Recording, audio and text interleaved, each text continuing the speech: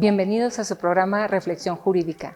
En esta ocasión vamos a continuar en la parte 2 de un tema que fue tratado en un programa anterior, las aristas legales de la planeación urbana, para lo cual invitamos de nuevo a nuestro expositor, al licenciado en Derecho Jorge Chezal, quien estuvo acompañándonos y hablándonos en relación con un tema muy interesante que da para mucho más en materia de disposiciones y normas, en materia de derecho urbano, pero además unas problemáticas particulares con el desarrollo urbano que vemos en todas las ciudades en el país, con un énfasis que nos quedamos en el programa anterior en relación con los efectos que ha tenido en los centros históricos. Damos la bienvenida al licenciado Jorge Chezal, que también es un miembro honorable de la barra de abogados, participante de la Comisión de Derecho Administrativo y que coordina en su ciudad natal, en la ciudad de San Luis Potosí, la especialidad de Derecho Privado en la División de Estudios de Posgrado de la misma Facultad de Derecho en San Luis Potosí.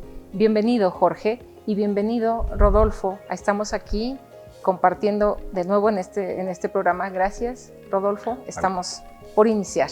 Al contrario, Espe, muchas gracias. Gracias, Jorge, nuevamente.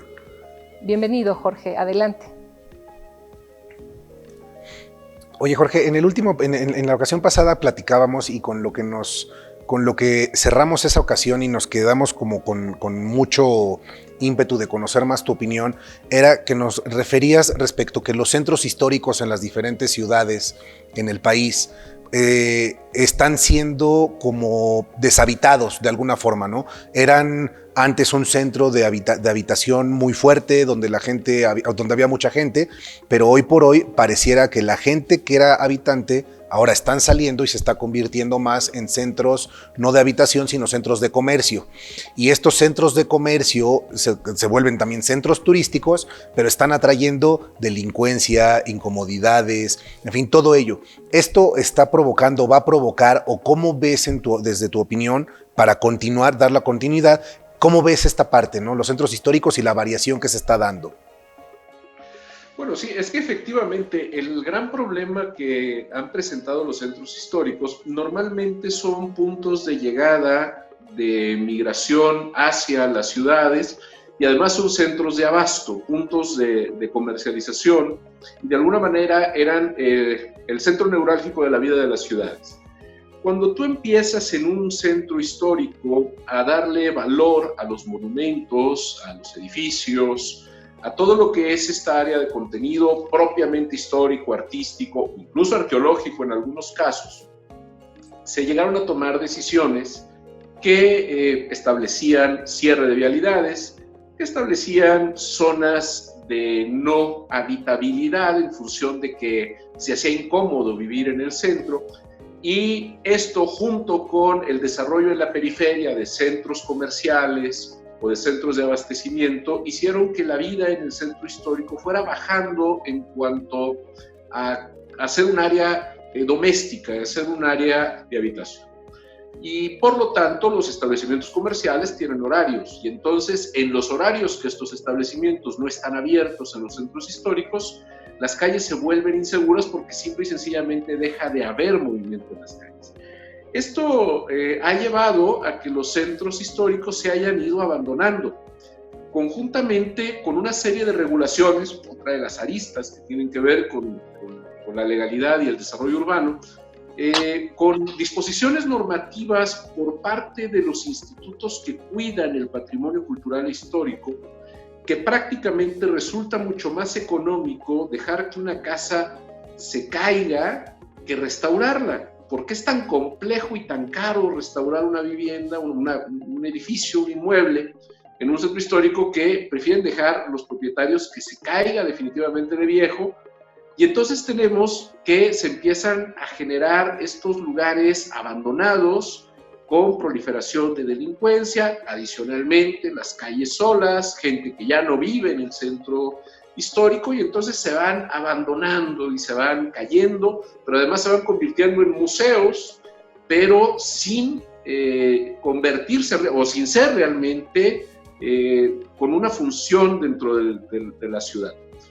Ahora, por ejemplo, el caso de ONU Habitat ha elaborado una serie de documentos donde habla de un concepto muy interesante en relación a los centros históricos, y es la revitalización, es decir, volverles a dar vitalidad. ¿Qué era lo que se planteaba antes y hacia dónde ha evolucionado? Bueno, originalmente existe un documento dentro del urbanismo, lo que se conoce como la Carta de Atenas, un documento elaborado por Le Corbusier, sus principios de urbanismo, que cuando habla de los centros históricos, por ejemplo, hablaba de que tenían que tener áreas verdes y la conservación de los edificios, de manera de que pudiera apreciarse en toda su magnificencia la arquitectura, etcétera, etcétera. Ahora, con este concepto de revitalización, implica que, si bien es cierto, deben de conservarse ciertos monumentos, ciertos edificios, ciertos inmuebles, también es cierto que otros deberán de sacrificarse en función de permitir que la vida vuelva a los centros históricos, que vuelvan a convertirse en centros neurálgicos no solo del turismo, sino también de la ciudadanía que habita esa ciudad, y se conviertan en entes vivos.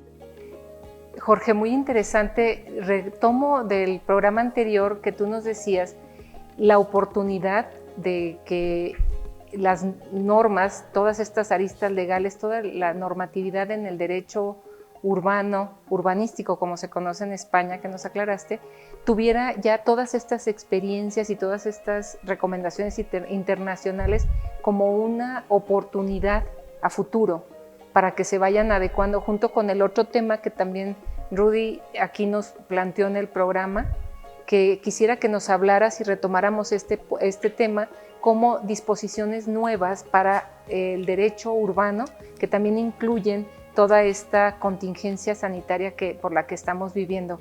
Vamos a tener que pasar a un corte en un momento, pero sí te quisiera pedir que pudiéramos retomar este tema en forma global. ¿Te parece bien? Me parece muy bien. Muy claro, bien. Sí. Bueno, si estás de acuerdo, pasamos a un corte y regresamos. La Barra Mexicana del Colegio de Abogados se suma al movimiento Un Día Sin Nosotras, convocado para este 9 de marzo de 2020 de la situación de violencia que enfrentan las mujeres en nuestro país. Enfrentar los retos del deterioro del Estado de Derecho en estos tiempos no es tarea sencilla. Estamos trabajando intensamente en las diversas actividades que nos corresponden. Afortunadamente contamos con una membresía cada vez más unida y participativa.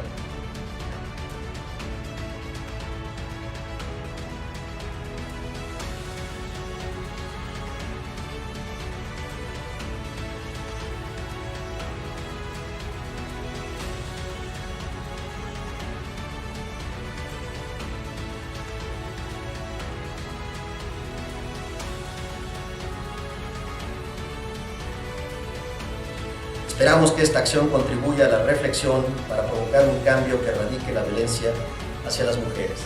Cierro la cita.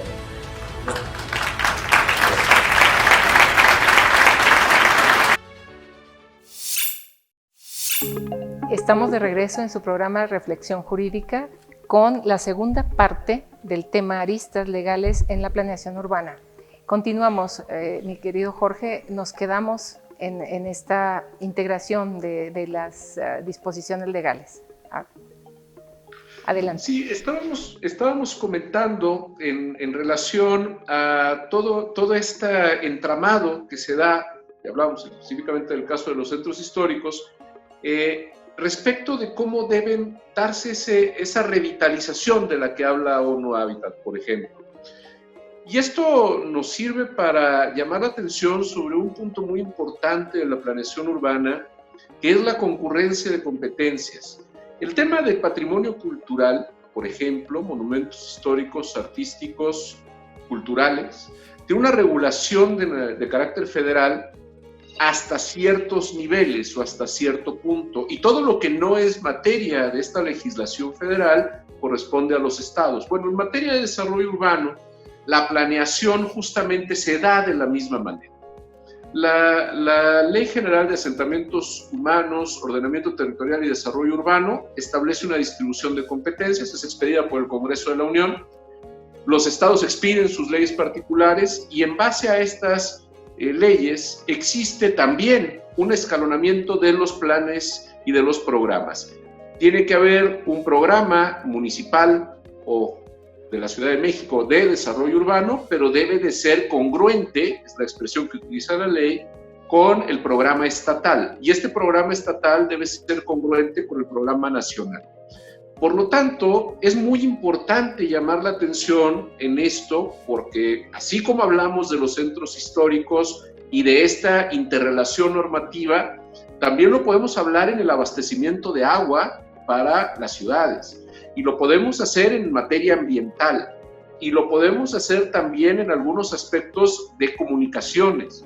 De manera de que básicamente, así como referimos todo este entramado que hay para poder regular el desarrollo de la ciudad, de sus centros históricos, de sus periferias, de sus centros comerciales, etcétera, nos abre también a los abogados un campo enorme de actividad que casi pudiera dar lugar a subespecialidades. Porque, por ejemplo, asesorar profesionalmente desde el punto de vista normativo la elaboración de un programa municipal de desarrollo o de un programa delegacional de desarrollo, ya nada más esa sola actividad pues puede dar para muchísimo en el profesional del derecho. Porque como podemos irnos dando cuenta con lo que hemos estado hablando, nos empiezan a surgir diferentes temáticas. Ahorita hablábamos del caso histórico, y podríamos hablar, por ejemplo, de los temas agrarios en vinculación con la ciudad, sobre todo con las áreas de reserva de crecimiento, que también es parte importante de esta planeación.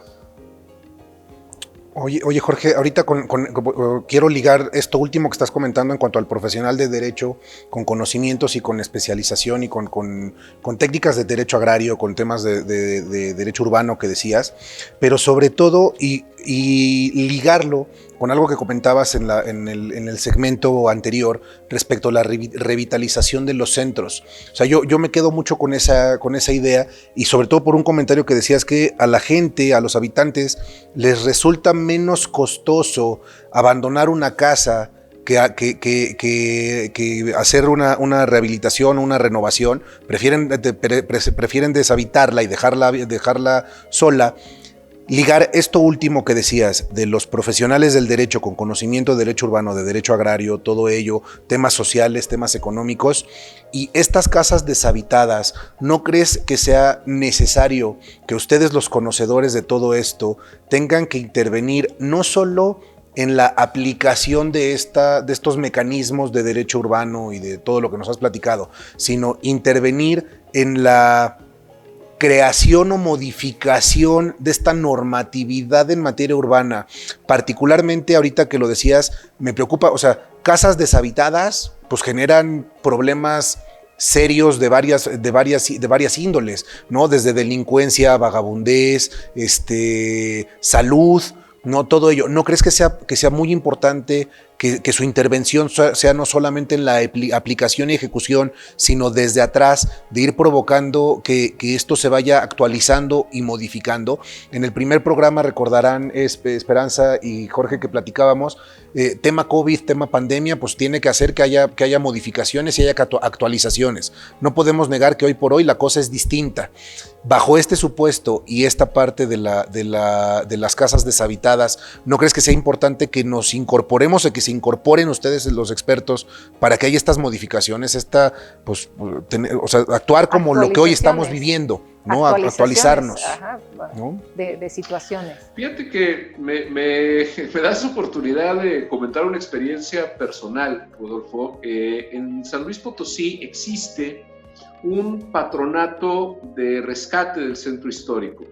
Y justamente mi despacho participó con el patronato diseñando un mecanismo para que a través de un estímulo en el impuesto predial se hicieran reducciones de pago en favor de los propietarios de inmuebles del centro histórico que remodelaran sus fachadas, por ejemplo.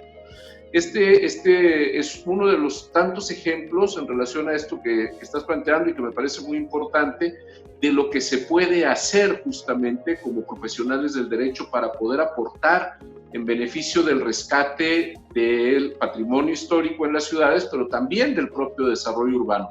Porque además, este tipo de temáticas son de carácter democrático.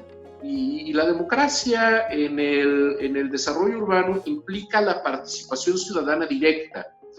Es realmente un área de oportunidad que cuando se abren a consulta los programas de desarrollo urbano, los de Centro Estratégico de Población, etcétera, es muy importante que los abogados también participemos, llevemos soluciones a la mesa, como puede ser justamente esto de los estímulos fiscales o algunas otras cuestiones o algunos otros criterios que pueden servir para poder orientar los programas y la planeación.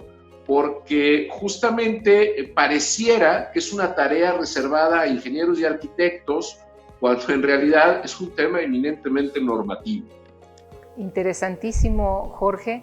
Quiero que continuemos y vamos a tener que pasar a un corte en este momento, pero también continuar con esta misma idea y agregarte algo más en relación a que tanto crecimiento pues ha generado zonas conurbadas, por ahí un momento lo mencionaste, y que al volver a nuestro programa nos pudieras integrar en el seguimiento de esta idea, agregar esta otra en relación a las problemáticas y aristas en las cuestiones normativas en zonas conurbadas. Regresamos en un momento.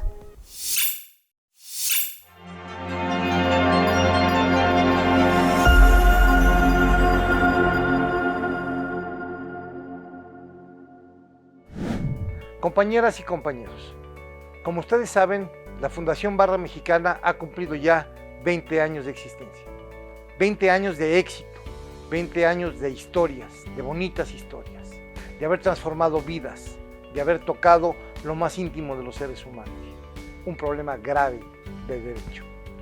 Hemos estado ahí, ustedes y nosotros, para salir adelante. Hace 2 años que la Fundación se independizó financieramente. Es decir, ya no está a cargo de la barra. Decidimos que esta orgullosa fundación estuviera a cargo de los barristas. Acudo a ti, porque es tu fundación, para que nos apoyes con un donativo mensual. Es muy sencillo, los formatos están en nuestra página de internet. Hago el llamado a todos mis compañeros hoy para que juntos podamos seguir caminando muchos años más. Muchas gracias.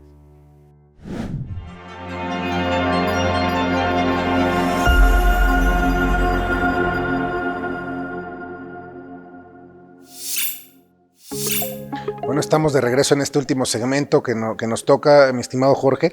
Oye, y en lo último que nos platicabas y con lo que Esperanza también estaba cerrando y que quisiera que continuáramos con ello, era, a ver, platícanos sobre estas problemáticas, pero ahora concretamente las problemáticas que se están dando en las zonas conurbadas. ¿Cómo lo ves? ¿Qué hay? ¿Qué se puede hacer? ¿Qué proyectos se tienen? ¿Qué expectativas se tienen? En fin. O sea, creo que esto es un tema muy amplio en el cual nos puedes abundar, mi estimado Jorge.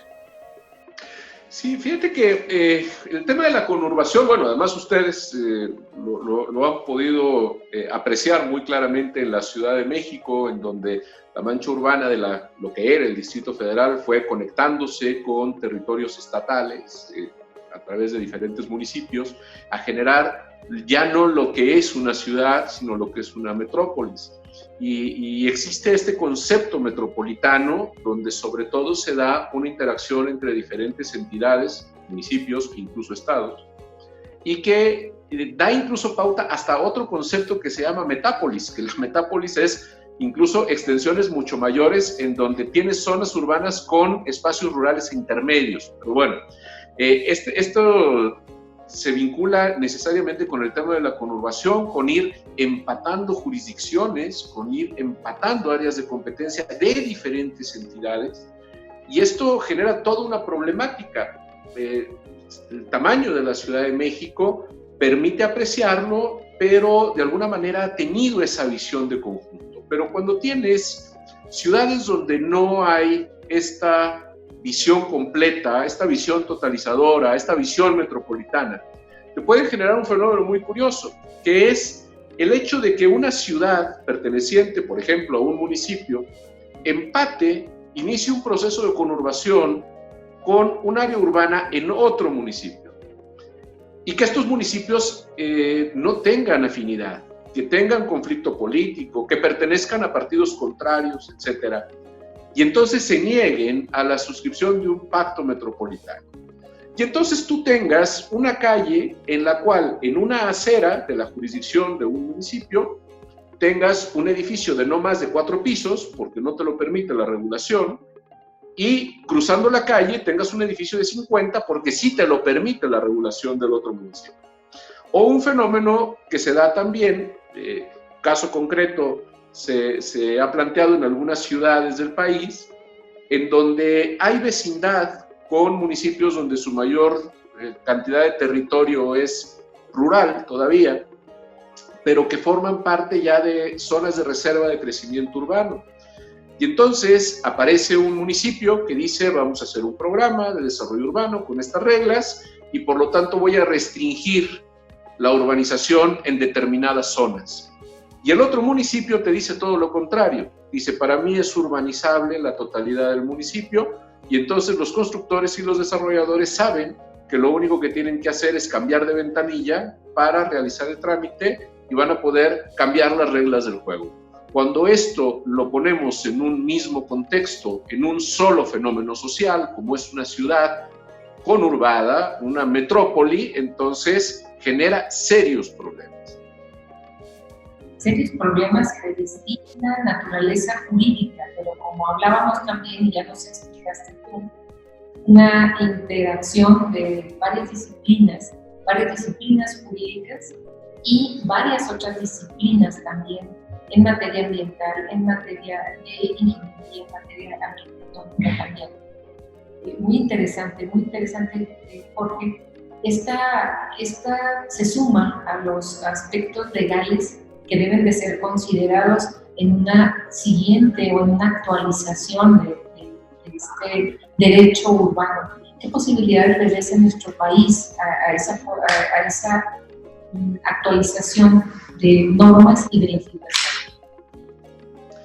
Fíjate que hay una gran área de oportunidad, Esperanza, porque comentaba yo en el programa anterior, y lo quiero repetir, la Ley General de Asentamientos Humanos, Ordenamiento Territorial y Desarrollo Urbano, que es ahora esta ley marco que regula esta materia, tiene realmente poco tiempo. Fue expedida en noviembre de 2016.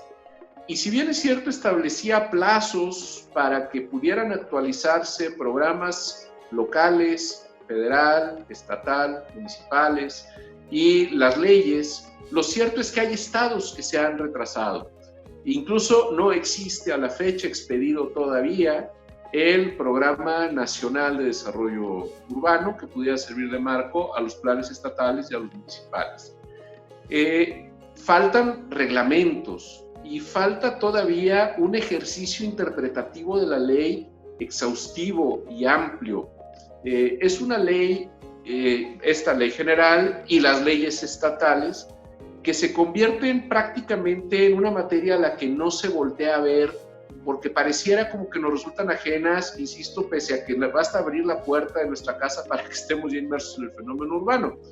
Entonces creo que sí deberíamos como abogados dedicarle un poco de tiempo a conocer todo este tipo de situaciones y a la incorporación de estos nuevos conceptos, por ejemplo, el derecho al paisaje, lo que tiene que ver con las descargas de aguas residuales y su tránsito por las ciudades, lo que tiene que ver con el tema condominal, que también da mucho en materia de desarrollo urbano, aspectos que deben de regularse también, que por ejemplo no existe una regulación de los proyectos arquitectónicos como tal, no existe una ley de arquitectura. Barcelona, en España, tiene una ley de arquitectura porque considera que los proyectos arquitectónicos le dan valor a la ciudad como expresión cultural. Entonces, efectivamente, nos abre un campo enorme que va desde la parte del asesoramiento a autoridades para la programación y el desarrollo urbano, el asesoramiento a las empresas desarrolladoras, el asesoramiento a los particulares. Quiero llamar la atención, por ejemplo, que en todo el país, en todas las leyes de desarrollo urbano del país, se impone la obligación que en los contratos de compraventa de los inmuebles debe hacerse mención del uso de suelo. Y este uso de suelo, si luego es cambiado, debería implicar la modificación de la escritura de propiedad al momento de hacerse una nueva venta.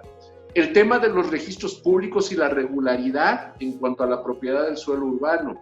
El tema de las áreas naturales protegidas o de las unidades de gestión ambiental, que también es toda una temática que requiere la intervención de profesionales del derecho. Y podría seguir con una enumeración muy larga de temas que, insisto, darían lugar hasta a subespecialidades. Bueno, pues esto nos dio un motivo perfecto para tener un segundo programa. Yo creo que podemos tener 2, 3 o más, pero ha quedado claro, y eso te lo agradezco mucho con ese conocimiento que tienes. Has tocado prácticamente todos los temas que resultan de interés, tanto para abogados como para ciudadanos en general, como bien dijiste en el programa pasado. Es casi abrir la puerta de tu casa y lo que estás viviendo. Es un tema que has llevado espléndidamente, te lo agradezco mucho, Jorge, y creo que podemos cerrar y englobar esas oportunidades, esas posibilidades de cambio que vamos hacia adelante.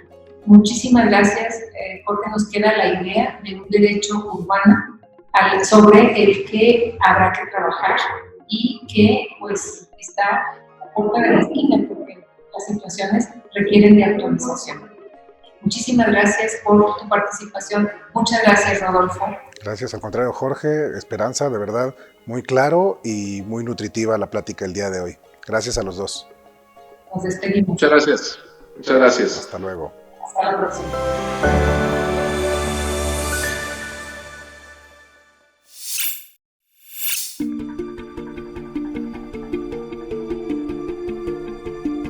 Señores, hemos concluido el programa académico del 17º Congreso Nacional de Abogados organizados por la Barra Mexicana en esta hermosa ciudad y puerto de Mazatlán, Sinaloa.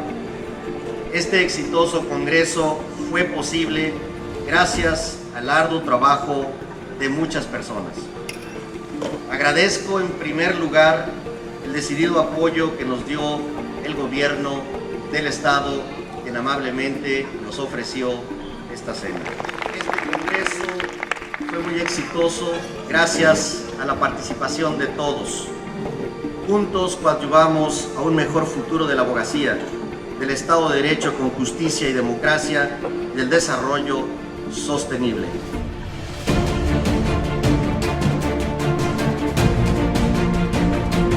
Aprende uno más afuera, Careto, con todas las vivencias.